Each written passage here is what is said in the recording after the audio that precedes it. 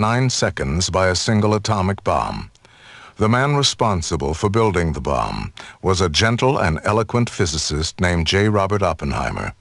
This is the story of Robert Oppenheimer and the atomic bomb.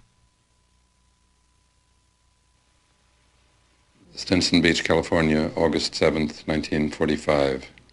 Dear Oppie, you are probably the most famous man in the world today, and yet I am not sure that this letter will reach you. But if it does, I want you to know that we are very proud of you. And if it doesn't, you will know it anyway. We have been irritated by your reticence these past few years, but under the itchy surface we knew that it was all right, that the work was progressing, that the heart was still there, and the warm being we have known and cherished. I can understand now, as I could guess then, the somber note in you during our last meetings.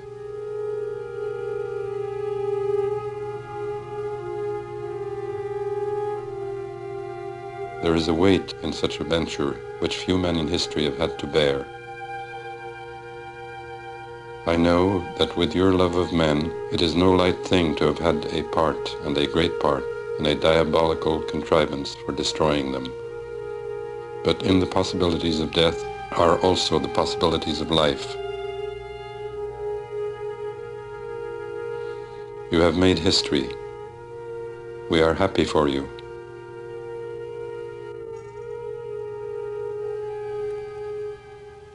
You may well ask why people with a kind heart and humanist feelings, why they would go and work on weapons of mass destruction.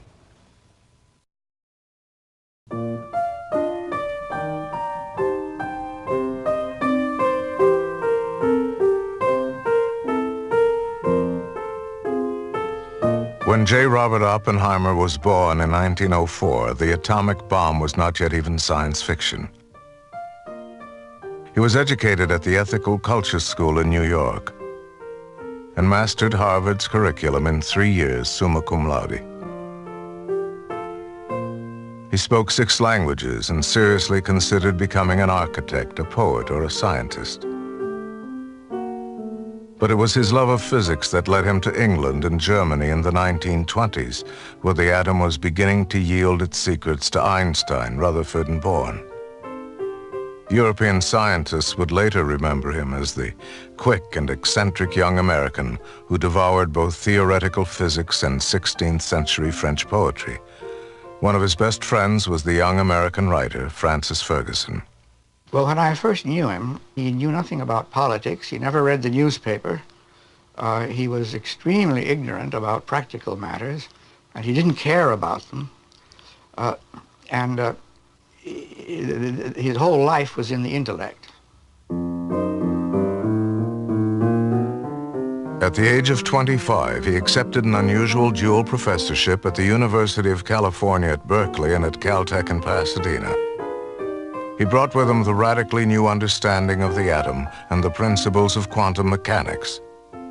Quantum mechanics was comparatively new then, and he was opening a new world to them, and he made it tremendously exciting and fascinating to them. And in fact, very few of them didn't come back and take it a second year. One of his graduate students was Robert Serber. I think there was, I remember one Russian lady, Miss Kokcharova, her name was, who had taken it 3 times. In the 4th year, she wanted to come back, and Robert refused to allow her into the course. She went on a hunger strike and forced her way in. Something that might have taken me months to have learned before, he would go over in minutes. And Robert Wilson, physicist. Very fast clip and very elegant manner. He was extremely quick and very impatient and had a very sharp tongue, which he used on people. He actually terrorized the students when he first began to teach. They were afraid to come into the same room for fear of a nasty remark. Robert Oppenheimer and his younger brother Frank were born into a wealthy family and raised in New York City. Throughout the 1930s, they spent their summers with friends at a small ranch leased by the Oppenheimer family, high in the Pecos wilderness of northern New Mexico. When we first went there, we slept on the floor, a board floor, and we didn't have enough covers, and we were pretty frozen by morning. But that didn't bother Robert much. He was a fairly hardy fellow, although he didn't look that way. He looked terribly frail, but he was pretty tough. He eventually explored a large part of those mountains, probably knew more about them than almost anybody else. And he would just get on his horse and put a chocolate bar in his pocket and be gone for a day or two at least, sleeping out. Probably would see nobody else during the whole trip. Everything my brother did would sort of be special. If he went off in the woods to take a leak, he'd come back with a flower. And not to disguise the fact that it might leak, but just to make it an occasion, I guess. It was a wonderful time for all of us. All the different guests, most of them physicists, brought some ideas and new ideas with them. Also, the meals were sort of strange, sort of peanut butter and Vienna sausages and whiskey. And we'd get sort of drunk when we were high up, and we'd all act kind of silly, I guess. I've never been on a horse in my life. They gave us maps, and they sent us off on this 3-day trip, over the mountain. Mountain passes are 12,500 feet. We went out with an absolute minimum of equipment. A bottle of whiskey and some graham crackers and food and oats for the horses. It was the rainy season. Finally, we noticed it didn't rain quite as much at night. So we started to ride at night. And I don't know what we gained from riding at night, because it also rained at night. Imagine this, you're riding on a mountain ridge at midnight, in the middle of a thunderstorm, with lightning hitting all around you. You come to a fork in the road, in the trail, and Robert says, this way it's only 7 miles home. This way it's a little longer, but it's much more beautiful.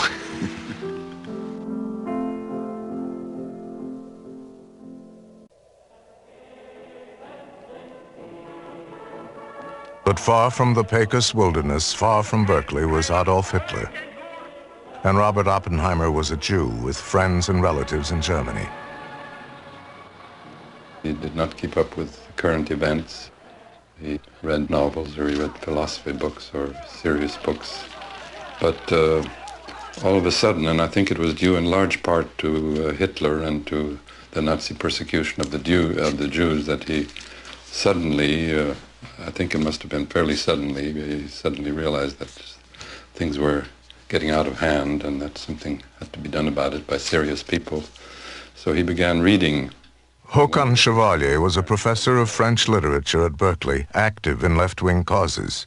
He and Oppenheimer grew to be close friends. On one of his many trips to the East, on the train, he had taken 3 volumes of Das Kapital, and he had read them all in the original on his way to New York. In German? In German, yes. And then shortly after, apparently, he bought the complete works of Lenin and read those. He was a tremendous intellect. I don't believe I have known another person who was quite so quick in comprehending. Hans Bethe, Nobel laureate. In comprehending both scientific and general knowledge. At Berkeley, he'd read the Bhagavad Gita and learned Sanskrit, and was really taken by the charm and the kind of general wisdom of the Bhagavad Gita. Some people seem to think he got very religiously involved in it, but that's not true at all, I think. The late 1930s. While America endured a Great Depression, fascism seethed in Germany, a civil war raged in Spain, and Oppenheimer moved further to the left.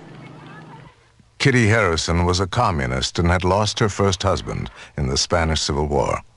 In 1940, she and Robert Oppenheimer were married. Shortly before then, Robert's brother Frank and his wife Jackie had joined the Communist Party in California. Robert, not a joiner, stayed aloof from formal association, but his left-wing activities did attract official attention. As war clouds gathered in Europe, the FBI added Oppenheimer's name to a list of people to be imprisoned in the event of national emergency.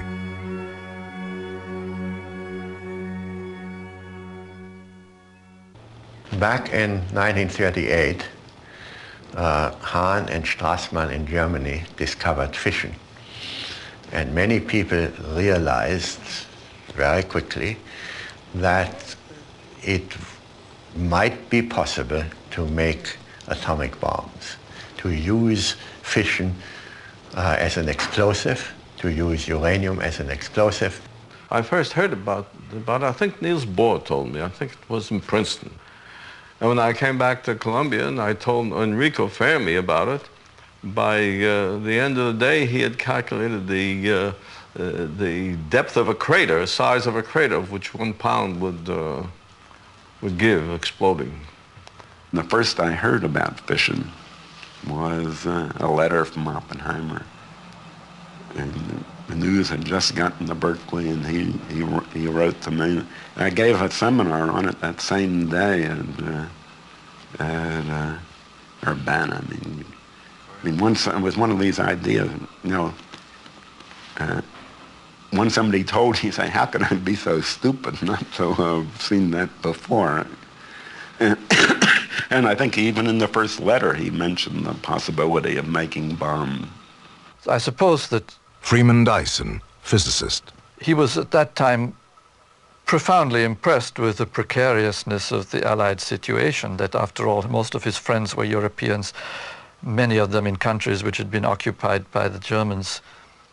The Germans looked as though they were the wave of the future at that time.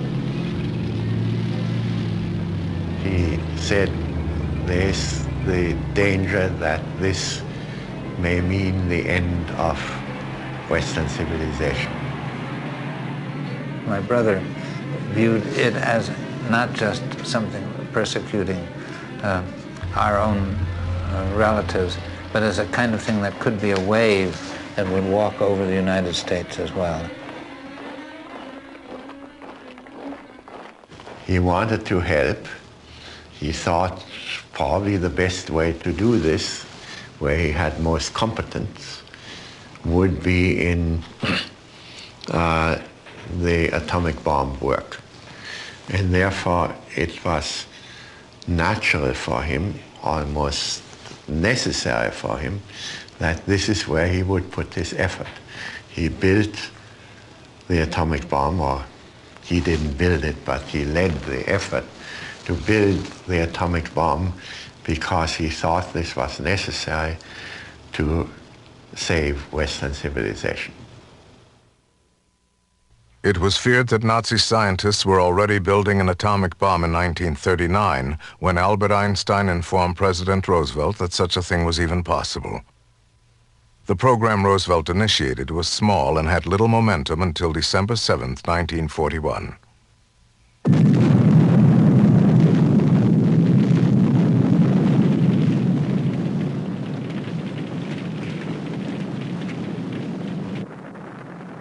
The day after Pearl Harbor, America declared war on Japan and Germany.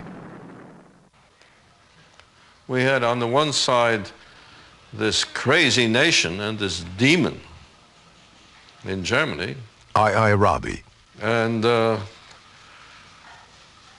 these funny people who didn't know what the Western world was about to tackle the United States. I mean, there was no question in my mind that there's something that had to be done, and furthermore, we weren't winning at all. I was caught up in the war effort and with a patriotic fever that's hard to imagine nowadays. It's been so long since anything of that kind has motivated seems to have motivated Americans. and one would have done anything that was necessary to get on with the war. The bomb project had a sudden urgency. The U.S. Army was given charge and codenamed it the Manhattan District, with General Leslie Groves in command, and secret laboratories scattered across the country. Groves put Oppenheimer in charge of a group at Berkeley to explore the basic scientific requirements of an atomic bomb. Oppenheimer, who had taken to wearing a rakish pork pie hat, took pleasure in his new official title, Coordinator of Rapid Rupture. That was the time when the big change in his life occurred. And it must have been during that time that the dream somehow got hold of him of really producing a nuclear weapon, which other people had been talking about, that he was the fellow who really did it. It is a very different attitude if you want to find out the deep secrets of nature, which is what he had wanted to do before. And on the other hand, if you want to produce something, to produce a mechanism that works. It was a different problem, different attitude, and he completely changed to fit the new role.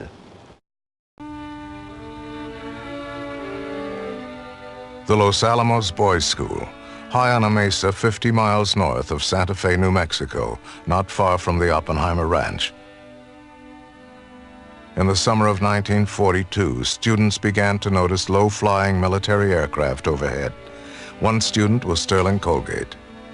It was in the fall of '42 when this place was invaded by an armada of bulldozers and construction crew. Suddenly we knew that the war had arrived here, and these two characters showed up, Mr. Smith and Mr. Jones. One wearing a pork pie hat and the other a suit and a normal hat. And these two guys went around as if, well, one, they owned the place, which evidently they did, but more than that, as if their pseudonyms was the normal sort of thing to do. My God, I mean, there their pictures were in our physics book, and we all had physics. One is the lead theoretical physicist of his age, and the other head of a major laboratory who had done the cyclotron and things like that. So we immediately knew that one, they felt that it was so important to be Oppenheimer and Lawrence that they had to have a pseudonym. Two, that they were putting megabucks, multi-megabucks, into what seemed to us the worst place in the world to have a laboratory. Granting Oppenheimer's request for a single isolated lab where the bomb could be designed and built, General Groves appropriated the remote school and officially named Oppenheimer scientific director. Oppenheimer's first job was to convince scientists and their families to join him for the duration of the war in a place he was not allowed to identify, to work on a project he was not always allowed to describe. Well, I was a young assistant professor at the University of Wisconsin. Stan Ulam, mathematician, and his wife Francoise. The war was on. I noticed that some other younger colleagues especially were disappearing from town. They couldn't tell where they were going. It was very secret. But when I learned that I am supposed to go somewhere to New Mexico, Francoise wanted to know about the state of New Mexico. So I went to the library and borrowed one of these WPA books on various states, and there was one volume on New Mexico. And then, looking at it, I noticed at the back of the book there was a list of previous borrowers. To my amazement, several names of people who just disappeared a week or two before were put down there as borrowers. Robert Porton was a private in the Army. And I don't know how many people viewing this program ever had the pleasure of getting off a train at Lamy, New Mexico, but we looked at it as if it were out of Siberia. It was very strange. There was nothing but a lot of sand, sagebrush, but there was a GI vehicle, and we got in, still wondering where we were and why we were there. Scientific and military personnel arrived from all over America, many traveling under assumed names. A station master in Princeton, New Jersey was baffled at the sudden demand for one-way tickets to the tiny station outside Santa Fe. It was a little bit awe-inspiring to be in the middle of nowhere like this and not knowing what we were getting into, not the slightest idea. Next stop for newly arrived personnel was an inconspicuous building in Santa Fe. Dorothy McKibben was in charge of the tiny office. Santa Fe was full of young FBI agents, middle-aged agents, and to some of us they were quite discernible because they were so well dressed. What did they do? They wore gray slacks and tweed jackets and shirt with necktie, and they leaned against the walls of buildings, and they hung around La Fonda and the Capitol Pharmacy and all restaurants. We drove through Santa Fe and then a place called Espanola, and then hit some dips in the road, and then started to climb. And I had never been in mountainous country. It was very interesting. I had just finished reading The Magic Mountain by Thomas Mann, and of course to go to this mysterious mountain on the top of which there would be a secret laboratory in which we would go into, the doors would slam, and a few years later why we would come out bearing an atomic bomb. Very impressive, strange scenery, mountains, rocks, the desert. We crossed Rio Grande and arrived in a place full of little, well, how to call it, almost huts. Oppenheimer had brought scientists and their families fresh from distinguished campuses all over the country. Ivied halls, soaring campaniles, vaulted chapels. Los Alamos was a boom town. Hastily constructed wooden buildings, dirt streets, coal stoves, and only 5 bathtubs. There were no sidewalks, the streets were all dirt. The water situation was always bad. One young physicist was Robert Crone. It was not at all unusual to open your faucet and have worms come out. Everybody was wearing Western clothes, jeans, boots, parkas. There was a feeling of mountain resort in addition to army camp. And the mixture was unbelievable. Then there was the awful mud. The physicist Edward Teller had brought a piano and played Beethoven late into the night. From his cramped quarters in a 4-family dwelling, he could disturb more Nobel laureates at once than he could have anywhere else in the world. Oppenheimer had gathered the elite in physics, mathematics, and chemistry to build the atomic bomb. I don't believe there was ever before an assembly of so many first-rate people for one task. They in turn recruited their best students, promising kids working side by side with Nobel laureates. There was no class distinction between the small fry and the big shots. When I first came to the United States, I got to know a lot of the young people who had been at Los Alamos. Most of them were very young. They'd just gone right into it without even finishing their scientific training. And for them, it was just the most marvelous time of their lives.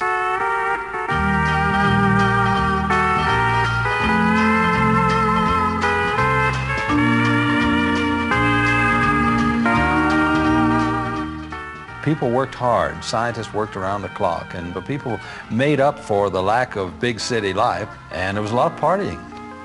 We were very young, and it was just like a camp out. Liquor was short in the area, so in order to spice up the parties, we used lab alcohol. Lab alcohol is 200 proof, basically, which is just exactly what you're looking for punch. If you were in a large hall and you saw several groups of people, the largest groups would be hovering around Oppenheimer. He was great at a party, and women simply loved him and still do. I found it extremely dashing in a sort of elegant way. It was, for these young people, not only a great experience, it was also fun. It was a lark.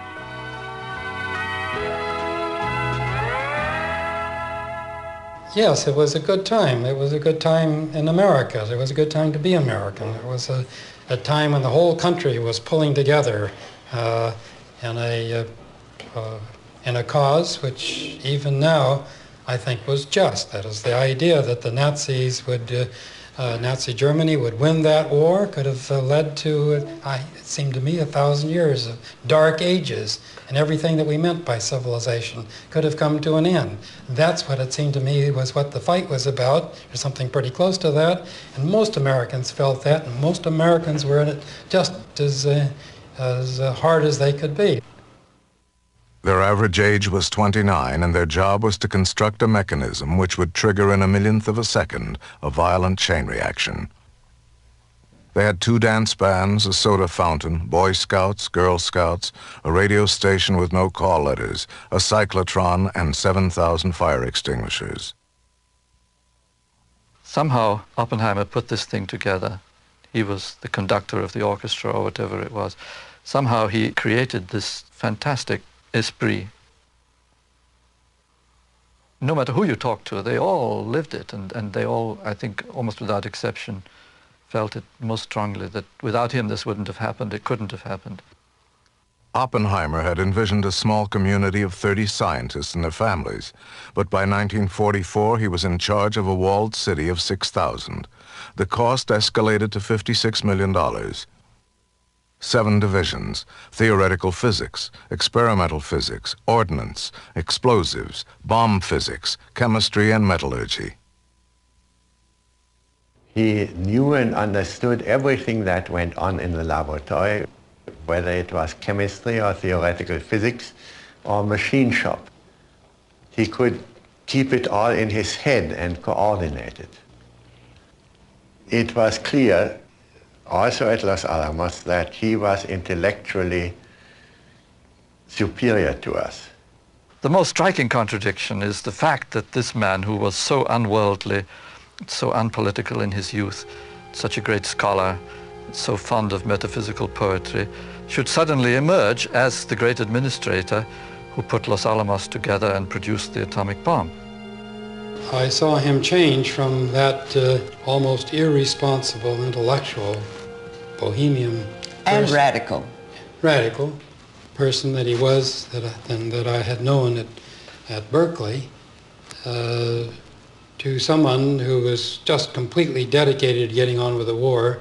I think it was a real stroke of genius on part of General Groves, who was not generally considered to be a genius, to have appointed him. It was a most improbable appointment. I was astonished. The professor and the general made an unlikely team. When Groves took charge of the Manhattan Project in 1942, there was barely enough plutonium in the world to cover the head of a pin, and very little uranium-235. These were the only elements that could fuel the Los Alamos bomb. To produce U-235, Groves built a secret 44-acre building in Oak Ridge, Tennessee. In Hanford, Washington, giant reactors labored to produce a few pounds of plutonium. It was the most expensive scientific project in the history of the world. General Groves distrusted liberals, and yet in spite of Oppenheimer's well-documented leftist background, Groves overruled the astonished security officers who tried to block Oppenheimer's clearance. He had arguments with General Groves, but I think they were mostly about sort of trivial things, like that the fact that people were having too many babies, and he couldn't do anything about that. And when things came up that were really important, I think General Groves usually supported him. He had to support Robert himself against the intelligence people who, of course, well, in fact, I not only wouldn't have cleared Robert, I obviously wouldn't have cleared 3/4 of the people on the at the place. So why not? Well, I mean, they were all moderately liberal, moderately left-wing people.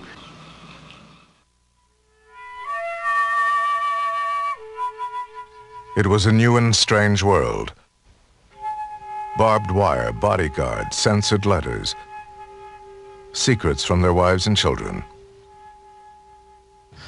Well, I'd tried to be so newsy when I was in Fort Leonard Wood, and when I came here I would write and say, I'm out here in the West and the scenery is beautiful and the weather is just gorgeous. And my mother would write back and say, well, where are you really and what are you doing? And I would write back and say, I'm out here in the West and the weather is gorgeous and the scenery is beautiful. And she never understood that until the war was over and I could explain it to her. And you heard throughout the town that they were joking and saying it's a submarine base to make windshield wipers for submarines, or it was a Navy installation or something like that. And they thought it was a great joke. G2 wanted a rumor spread in Santa Fe with all kinds of speculation about what was going on at Los Alamos. They wanted to get out a rumor that we were busy making electric rockets. And we tried it. We went down and we tried La Fonda Bar, which is usually crowded. Of course, that night it was half deserted. And we talked as loudly as we could about electric rockets, but nobody seemed to pay any attention. So then we went out to a workman's bar, much rougher, and sure would dance. Some Spanish American came along and asked her to dance. She was trying to tell him about Los Alamos, and he was trying to tell her that what he wanted was a ranch to raise horses. He couldn't have been less interested. And finally, I grabbed the guy at the bar, and I took him by lapels and shook him and said, you know what we're doing at Los Alamos? He was so drunk, I'm sure he didn't remember a word of it. A complete flop. It's not as easy as it sounds to be a spy. Back in Berkeley, an industrial scientist named George Eltonton had approached Oppenheimer's old friend Håkan Chevalier in 1943 with a request that Chevalier convince Oppenheimer to share secrets with Russian scientists. Chevalier refused, and when Oppenheimer passed through Berkeley on secret business, Chevalier told him about the incident. I told Oppenheimer that this was not something that he could do anything about, and that if there were to be such exchanges, they would have to be proposed on the highest levels of government, and it would have to be worked out in that way. And he agreed that this would not be there was no possibility of doing anything. And that is all. And I forgot about it, and I think that he forgot about it for a long time too. This seemingly insignificant conversation would later have enormous impact on the lives of both men. In late 1944, American intelligence learned that the German atomic bomb effort had failed. Nevertheless, shortly afterwards, Los Alamos scientists picked up the pace and began working 6-day weeks. Where everything was coming together, everything was going at a very rapid rate. We were building up to the Trinity test at that time. We were a great deal of production of devices to be used in the atomic bomb were being made. Everybody was working day and night. It was very hard in the push to make that test to stop and think. I said, what do you young men do in the evening for pleasure? And they said, we go back to the lab and stay till midnight. As one would, I remember I would work almost every night till I'd nearly drop, then go home, sleep a bit, and then come back. Saturdays and Sundays, just constantly working.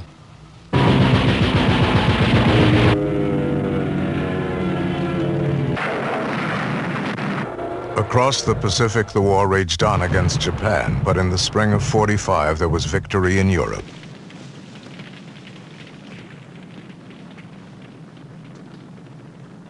The Nazis had never come close to building an atomic bomb. Germany surrendered. VE Day. Eisenhower returned triumphant. I would like to think now that I, at the time of the German defeat, that I would have stopped, taken stock, thought it all over very carefully, and that I would have walked away from Los Alamos at that time. And I've In terms of all of everything that I believe in, before and during and after the war, I cannot understand why I did not make that act. On the other hand, it simply was not in the air. I do not know of a single instance of anyone who had made that suggestion or who did leave at the time. There might have been someone that I didn't know, but at the time, it just was not something that was part of our lives. Our life was directed to do one thing. It's as though we had been programmed to do that, and we, as automatons, were doing it. Amazing how the technology tools trap one. I mean, they're so powerful that when I was impressed because most of the sort of fervor for developing the bomb came in a kind of anti-fascist fervor against Germany. But when VE Day came along, nobody slowed up one little bit. No one said, well, the main thing, it doesn't matter now. We all kept working, and it wasn't because we understood the significance against Japan. It was because the machinery had caught us in its trap, and we were anxious to get this thing to go. I organized a small meeting at our building. I think the title was The Impact of the Gadget on Civilization. Hoppy tried to persuade me not to have it. I don't know quite why, but he certainly did try to dissuade me. On the other hand, I went ahead and did hold the meeting, and perhaps between 30 and 50 people came. Hoppy came too, which added always added tone to any meeting. We did discuss whether we should go on or not, and in the context of what was happening in the world. Of course, it was called in the context that perhaps what we were doing was morally wrong. Particularly, Hoppy pointed out that, but it would be well that the world knew about the possibility of an atomic bomb rather than it be something that would be kept secret while the United Nations was being formed. On that basis, on that logical basis, we all decided that that was right and that we ought to go back in the laboratory and work as hard as we could to demonstrate a nuclear weapon before so that the United Nations would be set up in the awareness of this horrible thing to come. The Faustian bargain is when you sell your soul to the devil in exchange for knowledge and power. And that, of course, in a way is what Oppenheimer did, there's no doubt. He made this alliance with the United States Army in the person of General Groves, who gave him undreamed of resources, huge armies of people and as much money as he could possibly spend in order to do physics on the grand scale in order to create this marvelous weapon. And it was a Faustian bargain, if ever there was one. And of course we are still living with it ever since. When once you sell your soul to the devil, then there's no going back on it. Well, I can't tell you exactly, but right over there between here and the high part of the Oscura Mountains, there where that little peak is on the McDonald Ranch, is where they detonated the first atomic bomb. What was this country like then? About like it is now. 200 miles south of Los Alamos, near Alamogordo, New Mexico, a vast unbroken stretch of prairie. Here Robert Oppenheimer chose to test the first atomic bomb. He named the place Trinity Site. It had been Apache country, but in late '44 it was populated only by a handful of cattle ranchers and homesteaders. They called it by the Spanish name, Jornada del Muerto, the journey of death.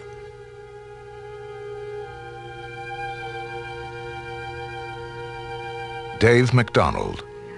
I was put out of here in '42. Who put you out of here? The Corps of Engineers and federal judge and so forth. And said they had to have it for air-to-air gunnery range and so forth, you see. And later on, why it wound up being this, you see, when they got the atomic bomb to working, why they come in for a place and then they selected this right here.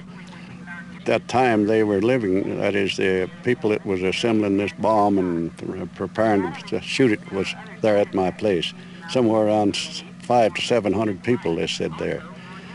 And living in my house and around it and so forth, you see, with other buildings and so forth. It began with 15 men in December. By May, there were several hundred civilians and GIs working in secret. At night, nearby ranchers heard gunfire. GIs hunting antelope with submachine guns. About 1939, I think it was, on the frontispiece of Time magazine, they had a picture of an atom buster at the University of California. And when they shipped the shell in for this experimental detonation down here, why, I said, if I didn't think I was crazy or something, I think maybe they're fooling around with busting atoms or doing something with atomic power. And I was just talking because I certainly didn't know anything about it. I had no conception of what an atomic bomb was or what the violence of it and the strength of it.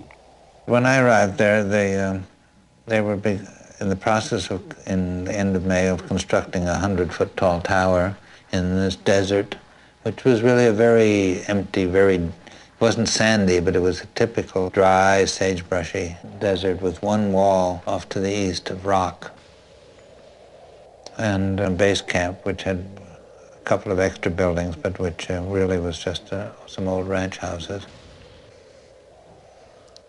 People were feverishly setting up wires all over the desert, building the tower, building little huts in which to put cameras and house people at the time of the explosion.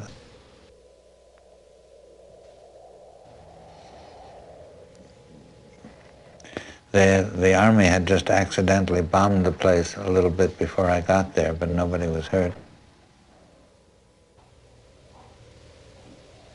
The work had been so frantic that it was a relief to know that it was coming to a conclusion. And we knew that they were preparing the big experiment to see if the gadget, as it was called, would work. What did you expect? What did I expect? Françoise Ulam. I had mixed feelings. I wanted it to succeed because it would help to end the war. I didn't want it to be dangerous. There was a chance that it would be could be very dangerous. The 11th of July, 1945, an unmarked Pontiac sedan arrives at the McDonald Ranch carrying the world's entire supply of plutonium, about 10 pounds. The courier demands a receipt, approximate value $1 billion. At Oppenheimer's request, General Groves has made a secret arrangement with the governor of New Mexico to evacuate the state in case of catastrophe. Now, prior to the shot, back in the lab, there had been some speculation that it might be possible to explode the atmosphere, in which case the world disappears. Did you sense a lot of anxiety in your brother? A lot of anxiety in everybody, including my brother, both whether it would work or not work. Frank Oppenheimer, physicist. I think mostly that, but also it was a time in which I think his interest in using the bomb to help produce a better world didn't happen just after the war, but he really had hoped that Truman would tell Stalin about it fairly forthrightly. Of course, that didn't happen and set the stage almost at that instant to the Cold War rather than to a warmer humanity. And so I think both of those things everything there was worrying him a great deal. There was building up tremendous, almost hysterical anxiety. Many people feeling that we couldn't possibly hold the test because every time we tested some component that had to do with the test, it would fail. Everybody was rushing around. Things did not appear to be ready. Yet there did seem to be a certain momentum to the work that was going on that we would make a test. I think it had been put back several times, but on July 16th that there would be the test come hell or high water.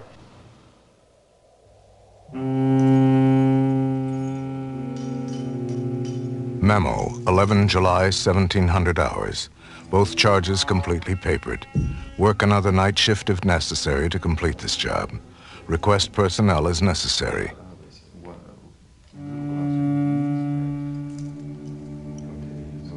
Memo 12 July, 1600 hours. Seal all holes in case. Wrap with Scotch wrap. Box charges, inner and outer, with 2 spares for each. Memo 13 July, 1300 hours. Assembly starts. Remove polar cap and dummy plug. Gadget now belongs to tamper people. G engineers work until 1600 with active material insertion. Dummy plug hole is covered with a clean cloth and explosives people take over. Insert HE. This is to be done as slowly as the G engineers wish. Remove all chains. Clear the deck.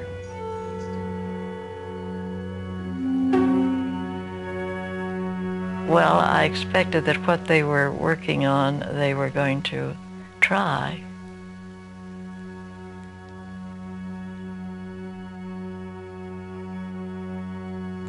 July, 0800 hours. Rig guidelines, lift to tower top. Ready for X unit at 0900. Bring up G engineer's footstool. 14 July, 0900 hours. Wiring of the X unit proceeds under the direction of the explosives people. Tower platform should be tested with concrete weight as per Oppenheimer. Detonators placed to conform with requirements of informer switches. HE people stand by to criticize potential rough handling.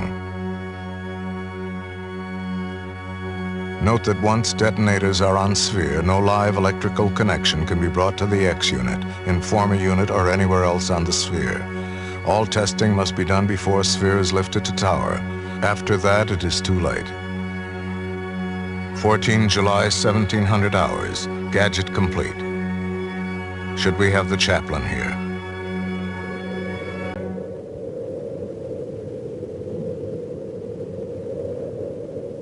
The betting pool cost $1.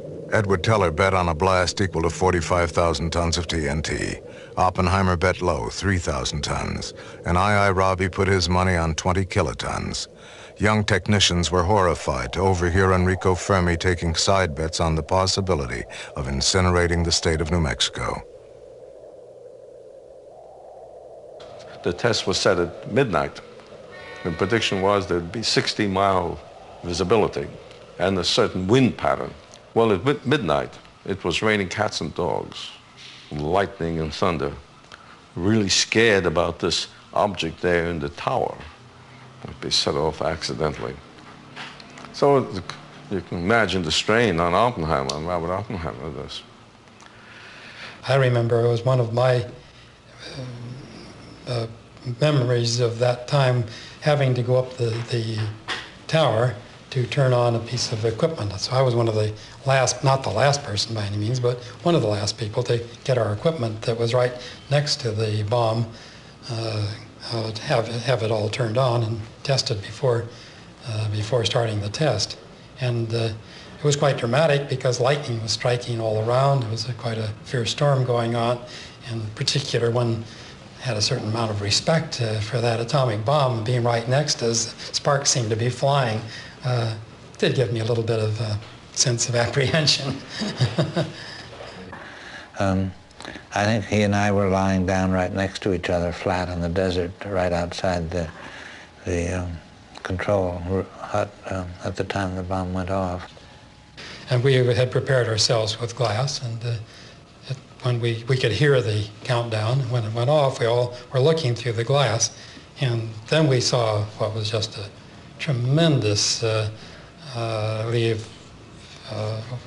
overpowering vision of this thing happening, seeing the mountains small beside it, seeing perhaps with some kind of beauty, but awesome was what I would call it, as it slowly developed, went up in the air, and made the whole desert light up as at noon and appear small. A large desert rimmed by mountains appear to be a small place. And that was just something that once that had happened, I was a different person from then on.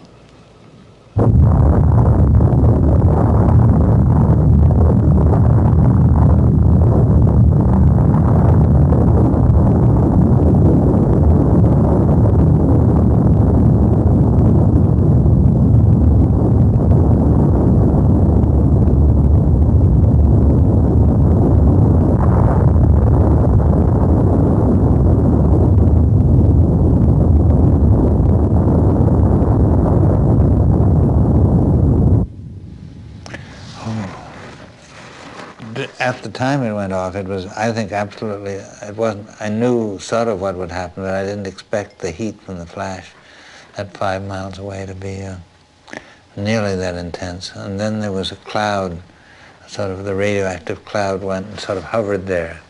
And I and Ken had been working on developing escape routes, because if that thing had gone a little bit south, it would have been fallout on the camp, and we would have had to get out to the south rather than where the north was. The road was to the north. And so there was this sense of this ominous cloud hanging over us. It was so brilliant purple with all the radioactive glowing. And it just seemed to hang there forever. Of course, it didn't. It must have been just a very short time until it went up. But it was very terrifying. And the thunder from the blast, it bounced on the rocks and then went, I don't know where else it bounced, but it never seemed to stop. Not like an ordinary echo of a thunder. It just kept echoing back and forth in that Jornada del Muerto. It was a very scary time when it went off. And God, I wish I could remember what my brother said, but I can't. But I think we just said it worked. I think that's what we said, both of us. It worked, and nobody knew it was going to work. He was in the forward bunker, and then when he came back, there he was, you know, with his hat. You've seen pictures that Robert's hat and so on, and he came to where we were in the headquarters, so to speak, and the way his walk was like high noon. I think it's the best I could describe it, this kind of strut. So. He had done it. It felt like an earthquake. We lived in a good adobe house, and it just said, shh. And he said, my goodness, that's an earthquake, and wonder if it hurt the house. And he got out of bed, and he got up, and he says, I want you to come look. The sun's rising in the wrong direction. Must have been nearly 20 miles away. Where this is if somebody had set off a flash bulb right in your face. And completely blinded for about 30 seconds. Then gradually your vision cleared and you saw this huge orange and purple and green violently colored balls rolling up towards the sky. So we knew something had happened over here, and we had a car along, had a radio in it. So we kept that radio on, and along at noon they up and told us, you know, that there's an ammunition dump went off. We were headed up to Albuquerque to take her back to school, and we were between Polvadera and Limitar when we saw this great big flash of light. And my sister, she said, what happened? And that was, she got to see the light, and it just seemed like it lit up the whole prairie all around us. Was there anything odd about your sister asking about the light? Yes, because she was blind. It didn't take very long. I was just after the first few minutes that I realized sort of viscerally what had happened, and had goose flesh all over of the consequences of what would happen to the world. When did you find out what happened? Well, it was quite a while, you know, until they began to talk about the cattle, you know, that their hair was turning white on them, like frost, you know. It looked like they had frost on their backs and so forth. The way we noticed them was where that fallout fell on a cow. She's lying on her left side while her right side would get burned. And the particles of dust that were radioactive would fall on her, and then they caused to burn like a scald. And the hair, instead of coming back red, like on a Hereford cow, would come back white, just like a saddle burn on a black horse. And old man Mac Smith that had the white store up there had a black cat just as black as the ace of spades. And that thing had white spots all over it after the atomic blast. He sold it to some tourist for $5, I think, as a curiosity.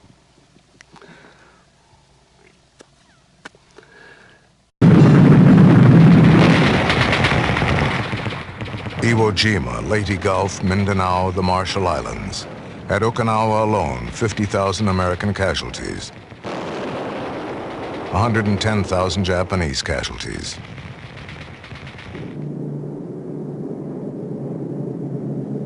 The beginning of the end for Japan. Saturation bombing. Thousands of B-29s raining incendiary bombs on all but a few cities.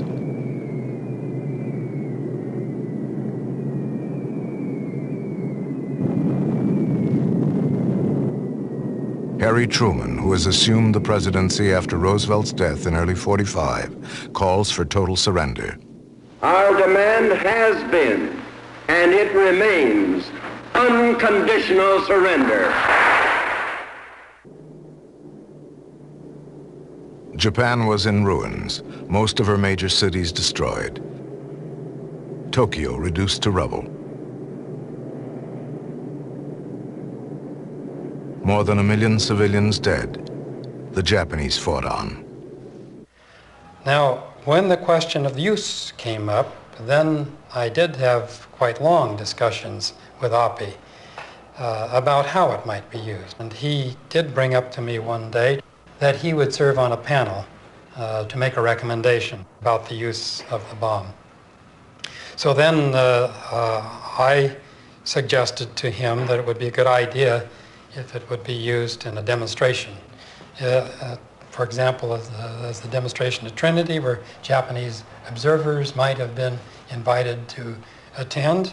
And I can remember very specifically when Oppenheimer brought up a counter argument to that, well, supposing it didn't go off, and I turned to him coldly and said, well, we could kill them all. And of course I was not, didn't say that for real, but even so, I was aghast at having even to make a point that I had said such a bloodthirsty thing. Why did the bomb get dropped on people at Hiroshima? I would say it's almost inevitable that it would have happened, simply because all the bureaucratic apparatus existed by that time to do it. The Air Force was ready and waiting. There had been prepared big airfields in the island of Tinian in the Pacific from which you could operate. The whole machinery was ready. The president would have had to be a man of iron will in order to put a stop to it. The question was whether we wanted to save our people, and Japanese as well, and win the war, or whether we wanted to take a chance on being able to win the war by killing all our young men. I don't think they would have developed that to show at a garden party. I think they had to do it, and we felt this was our own defense. And also there was a hurricane that would have wiped out a lot of our troops out there. And the poor old Japanese hadn't been very nice to us, John. They kind of demolished our Navy without any warning. It would have come out sooner or later in a congressional hearing, if nowhere else, just when we could have dropped the bomb if we didn't use it. And then, knowing American politics, you know as well as I do that there'd been elections fought on the basis that every mother whose son was killed after such and such a date, the blood is on the head of the president. Americans braced themselves for a bloody invasion of the Japanese mainland. And in those days, most people did not realize the qualitative difference between the atomic bomb and the number of ordinary bombs. There was really no immediate feeling that the world is changing as a result, but rather that it would be a good way to win the war more quickly. So I would say it was nobody's fault that the bomb was dropped. As usual, the reason it was dropped was just that nobody had the courage or the foresight to say no. Certainly not Oppenheimer. Oppenheimer gave his consent in a certain sense. He was on a committee which advised the Secretary of War, and that committee did not take any kind of a stand against dropping the bomb. Of course, we never expected, I don't think even the people who were doing the testing expected, the bomb to be thrown on Japan so fast. Hiroshima, a city the size of Houston, one of the few cities spared the firebombing. Months earlier, orders had been given to leave several Japanese cities untouched, to provide virgin targets where the effects of the new bomb could be clearly seen.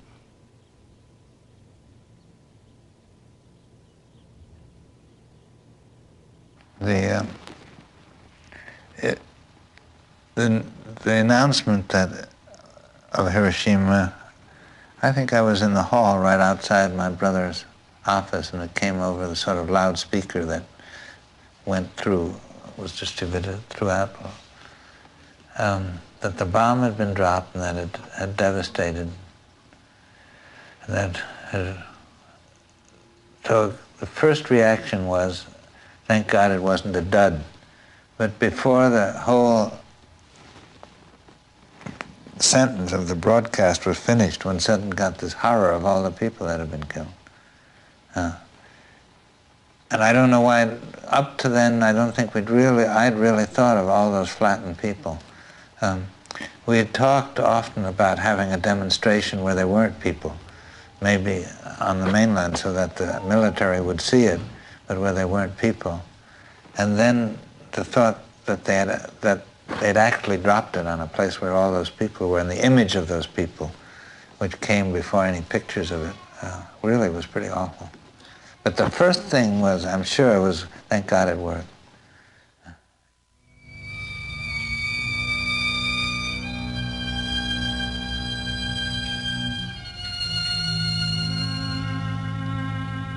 The first reaction which we had was one of fulfillment. Now it has been done. Now the work that we have been engaged in for so many years has contributed to the war. The second reaction was, of course, one of shock and horror.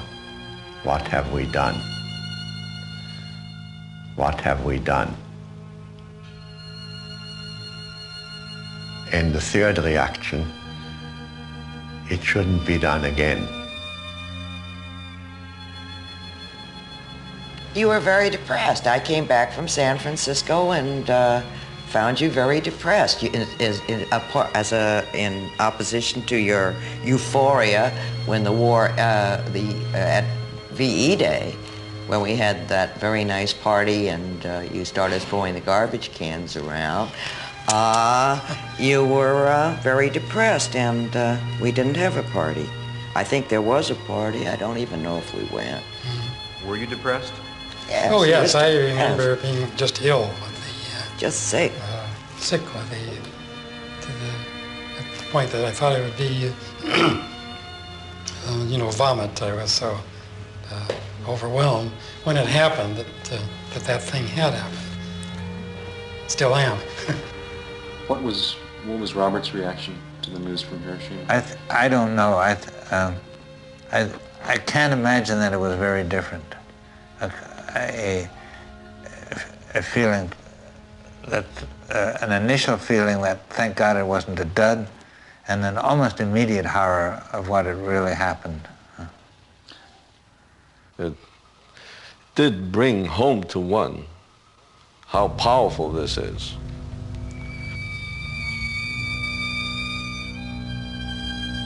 They treated humans as matter. Hiroshima, August 6, 1945. The first uranium bomb exploded with a light so bright it could have been seen from another planet. More than 100,000 killed, 40,000 injured, 20,000 missing. Burns, blindness, radiation sickness.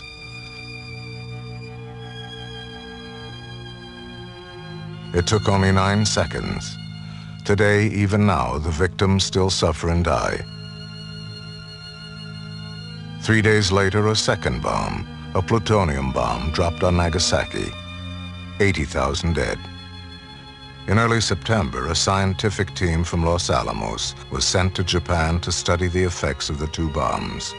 One member of the team was Robert Serber. Well, everybody, you have defense mechanisms of some kind that build up. I mean, under stresses of that kind, somehow you get hardened to it in a couple of days, no matter what you see, and you manage to survive that way. I'm sure it happens to all soldiers in all wars. But the thing that was really astonishing about the whole thing was that Bill Penny and I wandered around Nagasaki and Hiroshima, for several weeks, completely alone on our own, and we had no difficulty at all with the people. They were perfectly friendly. I wouldn't say not really friendly, but there was no antagonism visible. We wandered around the ruins among people whose families had all been killed. We had no feeling of danger at all. It's a piece of the wall of a schoolhouse a schoolroom in Hiroshima, which about half a mile from where the bomb went off, and it's flash burned and scarred by broken glass. And you can see the shadows of the window sash and the cord of the shade, and from the angle at which this shadow was cast, we could measure the height at which the bomb went off. And this was the evidence that it really went off at the height it was supposed to in Hiroshima.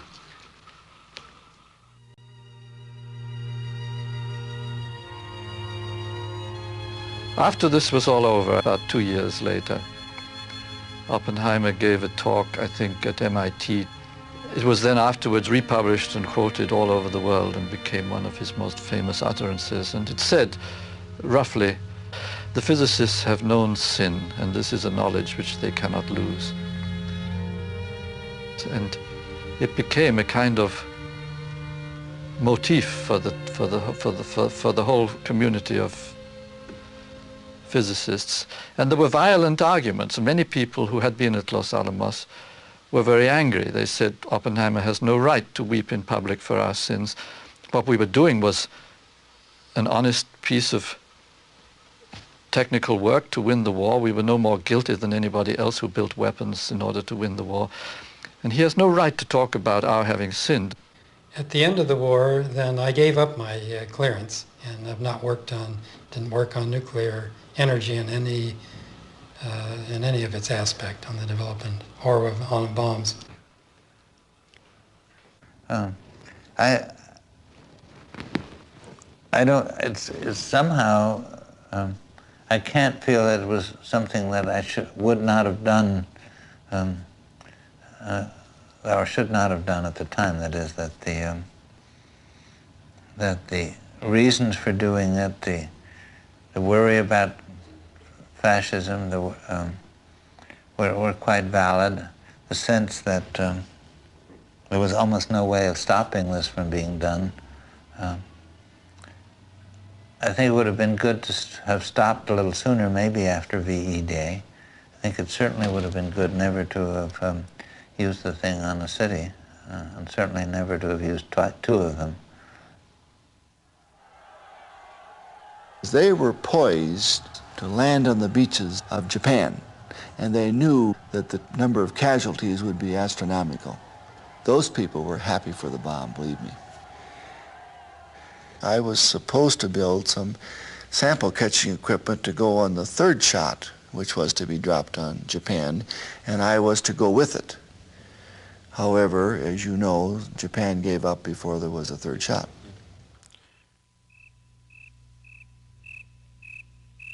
Dear Håkon, your letter, your marvelous warm letter, was one of the very few things that brought warmth to us over these troubled days. A few days after the surrender, we went over to our ranch for a little time of solitude, horses, and the slow return to sanity.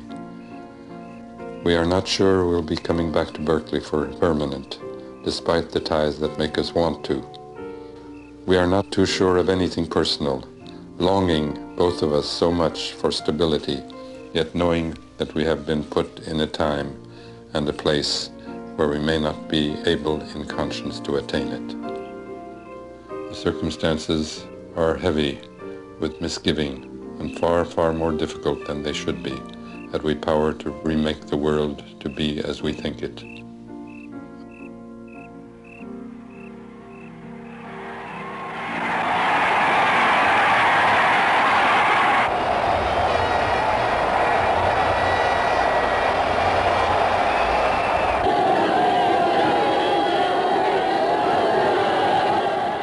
The veil of secrecy was lifted, and most Americans believed the atomic bomb had played a decisive role in ending the war.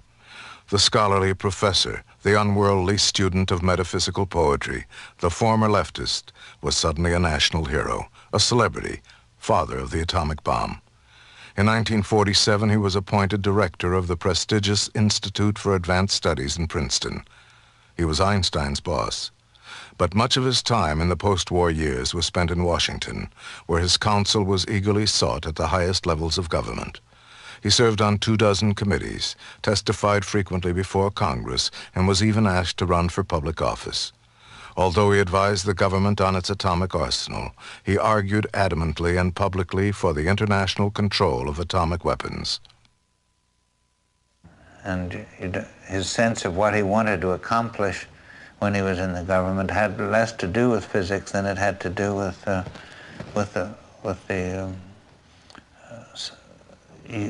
sensible use of this awful instrument that we'd made. I have been asked whether, in the years to come, it will be possible to kill 40 million American people in the 20 largest American towns by the use of atomic bombs in a single night. I am afraid that the answer to that question is yes. I have been asked whether... Oppenheimer tried to maintain control of the atomic energy enterprise to prevent the Air Force from abusing the weapons that he had created. I think the only hope for our future safety must lie in a collaboration based on confidence and good faith with the other peoples of the world. I think he felt that he wanted to make a big difference. I argued with him quite a lot after the war. I felt that the kind of big difference would happen if one really taught people a lot about the dangers of the bomb, about the possibilities of cooperation. He said there wasn't time for this. He'd been in the Washington scene. He saw that everything was moving. He felt that he had to change things from within. History again and again shows that we have no monopoly on ideas, but we do better with them than most other countries. He was a philosopher king in his own mind, a man of wisdom who could get along with other men of wisdom who also had power. He had the way of impressing himself very strongly as a wise man on people who were influential. But it is certainly not possible to take the definition of atomic energy and the prohibition against helping other nations industrially literally. It is certainly not possible to do that, Mr. Senator, because everything we do is contrary to it. Everything we do is what? Contrary to it.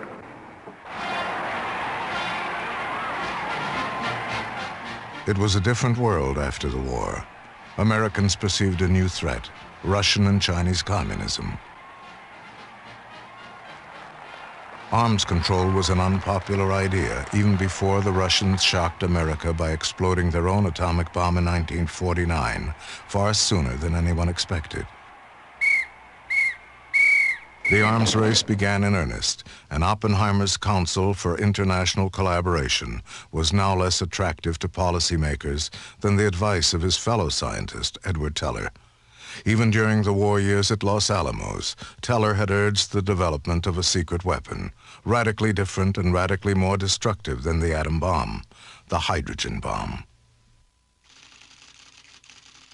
The General Advisory Committee to the Atomic Energy Commission, chaired by Oppenheimer, issued a secret report opposing immediate development of the hydrogen bomb on both technical and moral grounds.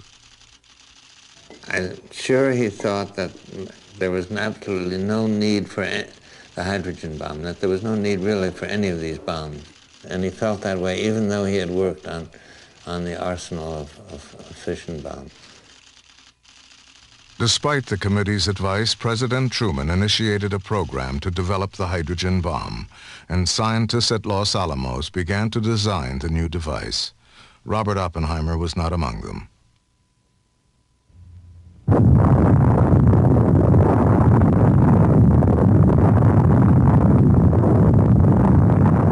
This is an atomic bomb, about the size of the one that devastated Hiroshima.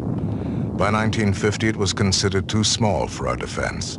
The hydrogen bomb being developed would have 1,000 times the destructive force.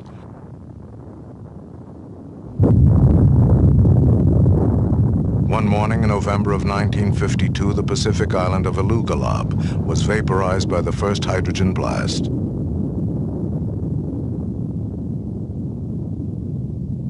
All that remained was a mile-wide crater on the ocean floor.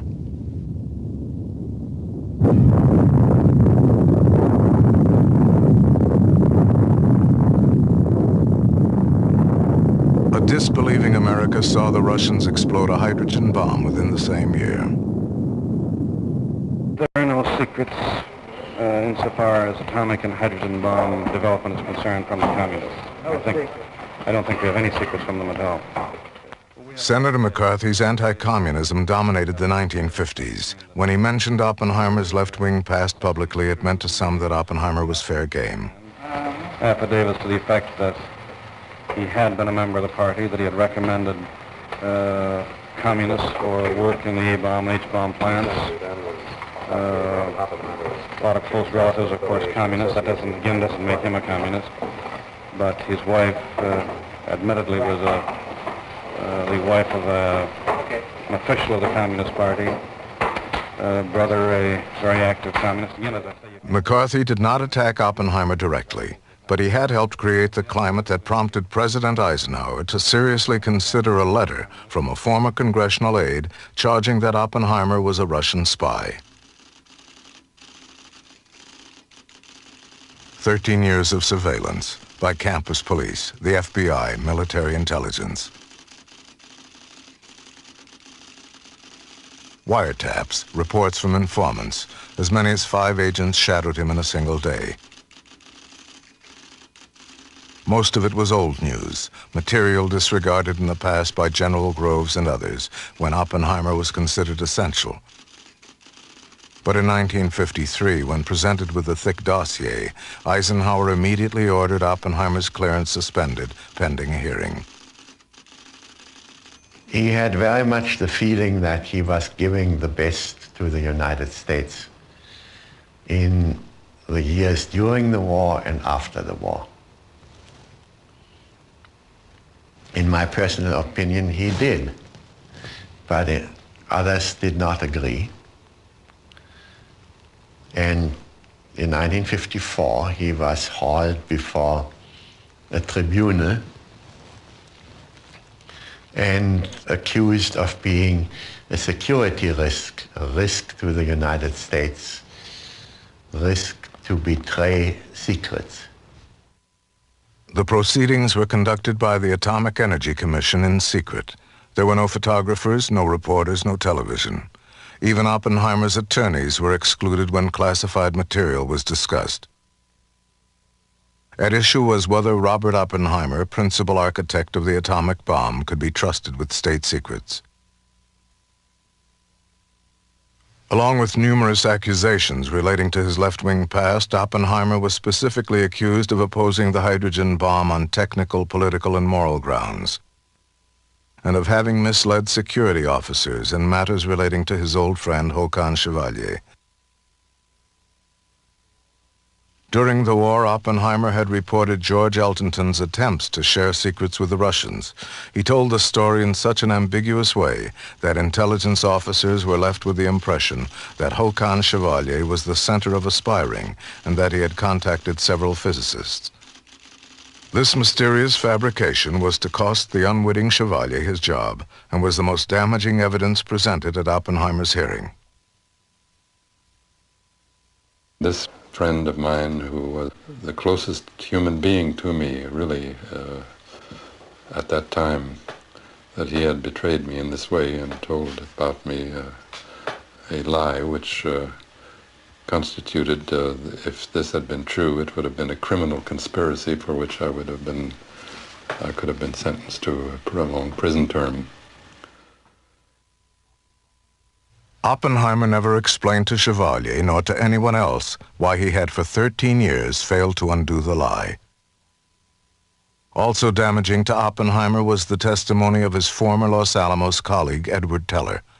The father of the hydrogen bomb had previously complained to government attorneys that Oppenheimer was a complex and vain man who had for moral reasons impeded development of the hydrogen bomb. Teller was somewhat more restrained at the hearing, but he did testify that Oppenheimer should not be granted clearance.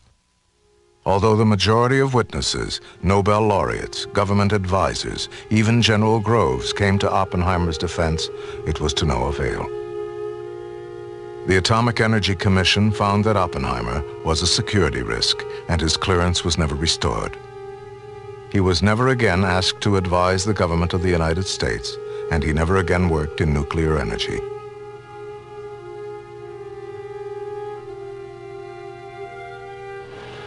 He was not the same person afterwards. I think it really knocked him for a loop. He felt frustrated in accomplishing what he hoped to do in the way of getting peace. He felt really injured by not being part by not being respected in government and official circles. He wanted to get back into that, I think. I don't know why, but I think it's one of these things where when you get the taste of it, it's hard to not want it. I think to a certain extent it actually almost killed him spiritually, yes. It achieved just what his opponents wanted to achieve. It destroyed him.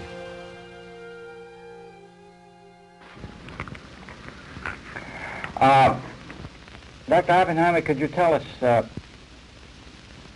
what your thoughts are about what our atomic policy should be? No, I can't do that. I'm not close enough to the facts, and I'm not close enough to the thoughts of those who are worrying about it.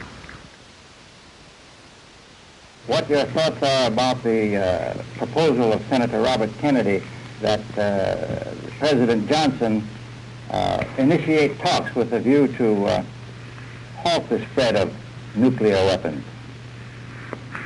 It's 20 years too late.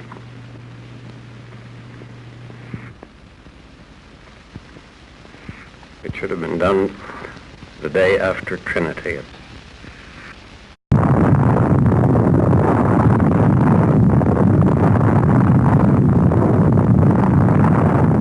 The atomic bomb Robert Oppenheimer built and the hydrogen bomb he hoped could never be built are now facts of life.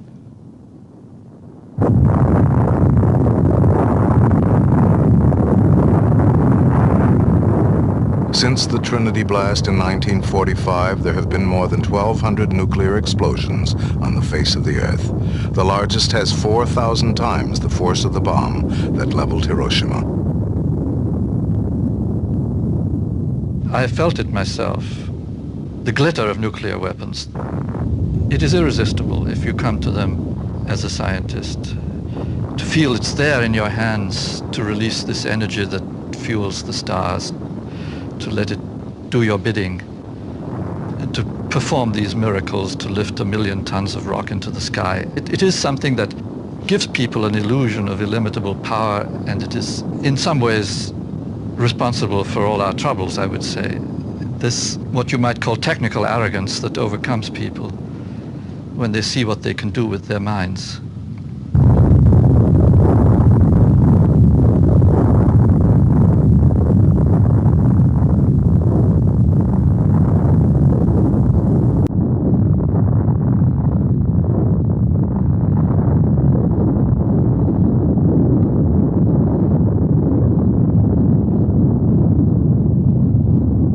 The human race may live on for a while, and the differences between us and any possible opponent are not that great. In fact, I don't know any part of history where it would be proper to use one of those very powerful bombs.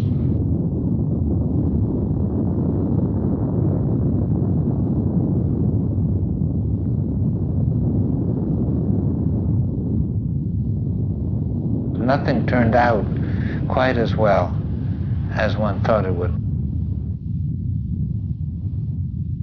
During the war, we all thought that with this device, which was 1,000 times more powerful than anything else, we could really influence the way nations talked about war. And this is what my brother was so involved with after the war, because there were no vested interests. There were no manufacturers of atomic bombs. Nobody knew about it. One said, here's a fresh start, and a weapon that you can't use for war. It can produce a change, but it didn't. Everybody regards the atomic bomb as just another weapon, as part of our security. We knew the world would not be the same. Few people laughed. Few people cried. Most people were silent. I remembered the line from the Hindu scripture, the Bhagavad Gita. Vishnu is trying to persuade the prince that he should do his duty, and to impress him, takes him his ground form and says, "I will become death, the destroyer of worlds." I suppose we all thought that, one way or another.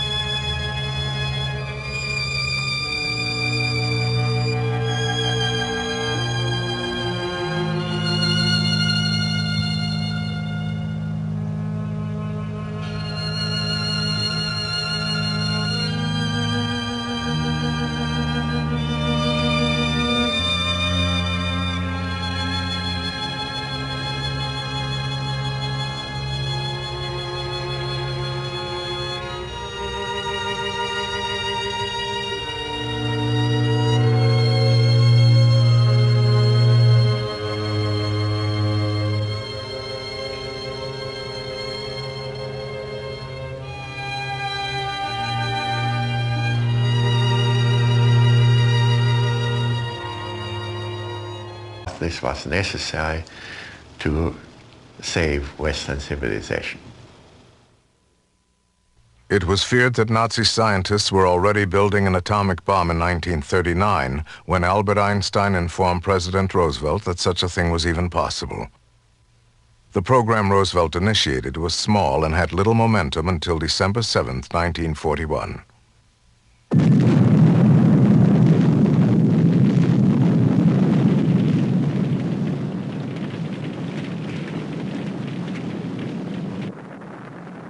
The day after Pearl Harbor, America declared war on Japan and Germany. We had on the one side this crazy nation and this demon in Germany. I. Rabi. And these funny people who didn't know what the Western world was about to tackle the United States. I mean, there was no question in my mind that something had to be done, and furthermore, we weren't winning at all. I was caught up in the war effort and with a patriotic fever that's hard to imagine nowadays. It's been so long since anything of that kind has motivated seems to have motivated Americans, and one would have done anything that was necessary to get on with the war. The bomb project had a sudden urgency. The U.S. Army was given charge and codenamed it the Manhattan District, with General Leslie Groves in command, and secret laboratories scattered across the country. Groves put Oppenheimer in charge of a group at Berkeley to explore the basic scientific requirements of an atomic bomb. Oppenheimer, who had taken to wearing a rakish pork pie hat, took pleasure in his new official title, Coordinator of Rapid Rupture. That was the time when the big change in his life occurred. And it must have been during that time that the dream somehow got hold of him of really producing a nuclear weapon, which other people had been talking about, that he was the fellow who really did it.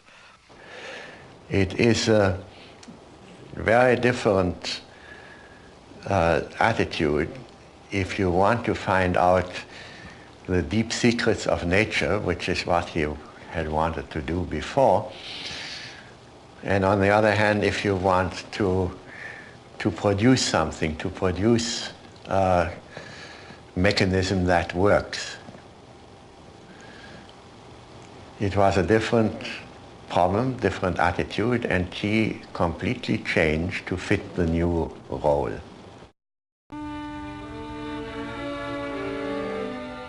The Los Alamos Boys School, high on a mesa 50 miles north of Santa Fe, New Mexico, not far from the Oppenheimer Ranch. In the summer of 1942, students began to notice low-flying military aircraft overhead. Shortly before then, Robert's brother Frank and his wife Jackie had joined the Communist Party in California.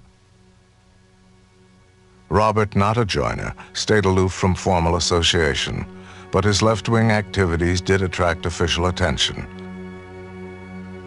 As war clouds gathered in Europe, the FBI added Oppenheimer's name to a list of people to be imprisoned in the event of national emergency.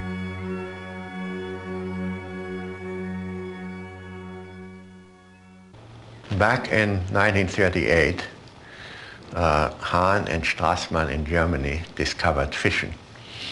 And many people realized very quickly that it might be possible to make atomic bombs, to use fission as an explosive, to use uranium as an explosive. I first heard about I think Niels Bohr told me. I think it was in Princeton. And when I came back to Columbia and I told Enrico Fermi about it, by the end of the day he had calculated the depth of a crater, size of a crater, of which 1 pound would give exploding. The first I heard about fission was a letter from Oppenheimer.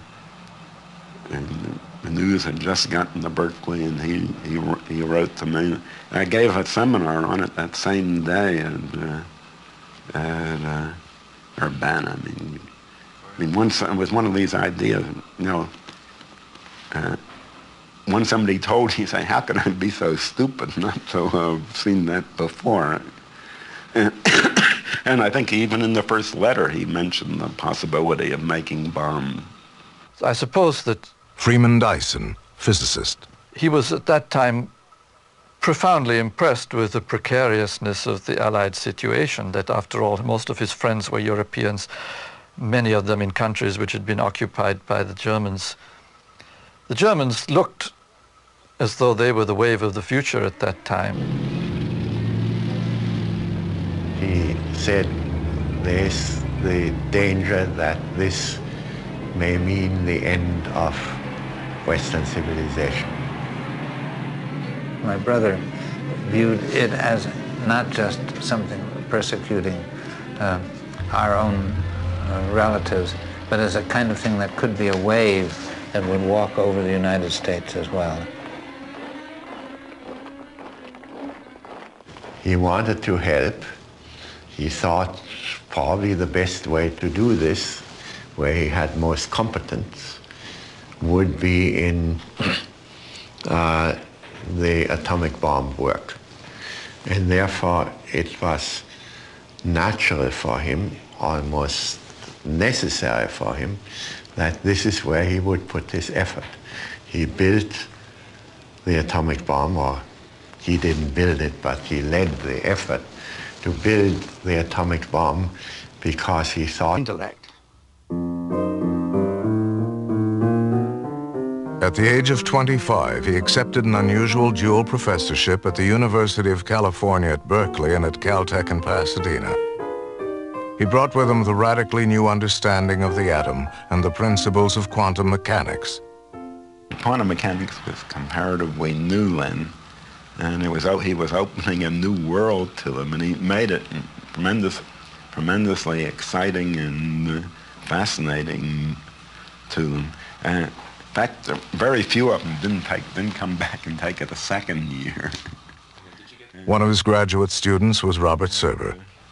I think I remember one Russian lady, Miss Kokcharova, her name was, who had taken it 3 times. In the 4th year, she wanted to come back, and Robert refused to allow her into the course. She went on a hunger strike and forced her way in. Something that might have taken me months to have learned before, he would go over in minutes. And Robert Wilson, physicist. Very fast clip and very elegant manner. He was extremely quick and very impatient and had a very sharp tongue, which he used on people. He actually terrorized the students when he first began to teach. They were afraid to come into the same room for fear of a nasty remark. Robert Oppenheimer and his younger brother Frank were born into a wealthy family and raised in New York City. Throughout the 1930s, they spent their summers with friends at a small ranch leased by the Oppenheimer family, high in the Pecos wilderness of northern New Mexico. When we first went there, we slept on the floor, a board floor, and we didn't have enough covers, and we were pretty frozen by morning. But that didn't bother Robert much. He was a fairly hardy fellow, although he didn't look that way. He looked terribly frail, but he was pretty tough. He eventually explored a large part of those mountains, probably knew more about them than almost anybody else. And he would just get on his horse and put a chocolate bar in his pocket and be gone for a day or two at least, sleeping out. Probably would see nobody else during the whole trip. Everything my brother did would sort of be special. If he went off in the woods to take a leak, he'd come back with a flower. And not to disguise the fact that it might leak, but just to make it an occasion, I guess. It was a wonderful time for all of us. All the different guests, most of them physicists, brought some ideas and new ideas with them. Also, the meals were sort of strange, sort of peanut butter and Vienna sausages and whiskey. And we'd get sort of drunk when we were high up, and we'd all act kind of silly, I guess. I've never been on a horse in my life. They gave us maps and they sent us off. 9 seconds by a single atomic bomb. The man responsible for building the bomb was a gentle and eloquent physicist named J. Robert Oppenheimer. This is the story of Robert Oppenheimer and the atomic bomb. Stinson Beach, California, August 7th, 1945. Dear Oppie, you are probably the most famous man in the world today, and yet I am not sure that this letter will reach you. But if it does, I want you to know that we are very proud of you. And if it doesn't, you will know it anyway. We have been irritated by your reticence these past few years, but under the itchy surface we knew that it was all right, that the work was progressing, that the heart was still there, and the warm being we have known and cherished. I can understand now, as I could guess then, the somber note in you during our last meetings.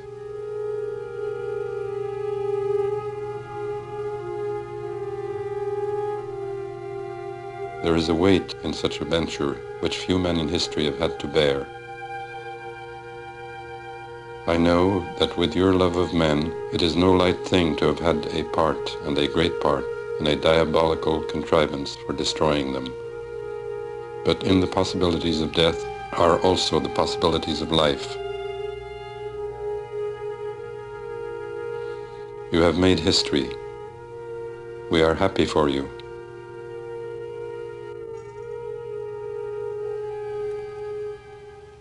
You may well ask why people with a kind heart and humanist feelings, why they would go and work on weapons of mass destruction.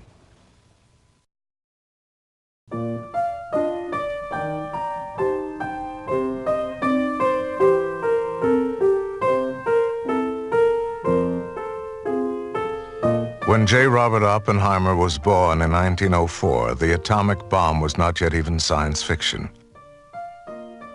He was educated at the Ethical Culture School in New York and mastered Harvard's curriculum in 3 years, summa cum laude. He spoke 6 languages and seriously considered becoming an architect, a poet, or a scientist.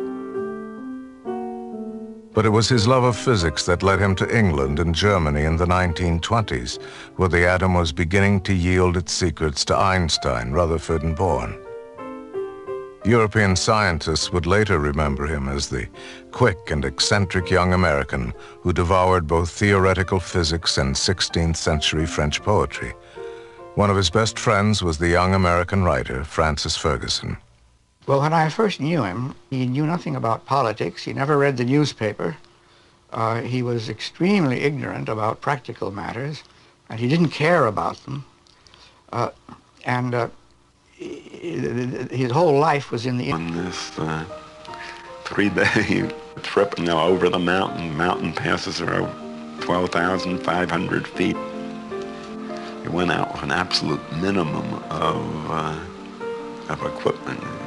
A bottle of whiskey and some graham crackers and food and oats for the horses.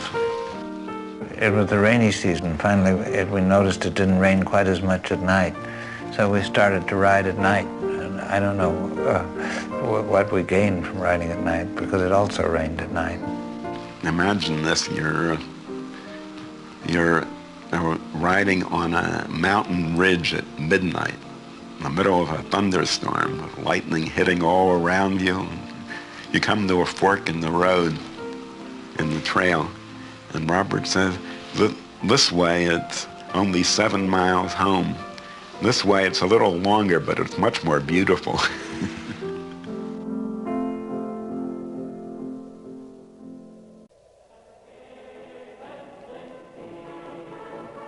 But far from the Pecos wilderness, far from Berkeley, was Adolf Hitler. And Robert Oppenheimer was a Jew with friends and relatives in Germany. He did not keep up with current events. He read novels, or he read philosophy books or serious books. But all of a sudden, and I think it was due in large part to Hitler and to the Nazi persecution of the Jews, that he suddenly, I think it must have been fairly suddenly, he suddenly realized that things were getting out of hand and that something had to be done about it by serious people. So he began reading. Håkan Chevalier was a professor of French literature at Berkeley, active in left-wing causes. He and Oppenheimer grew to be close friends. On one of his many trips to the East, on the train, he had taken 3 volumes of Das Kapital, and he had read them all in the original on his way to New York. In German? In German, yes. And then shortly after, apparently, he bought the complete works of Lenin and read those.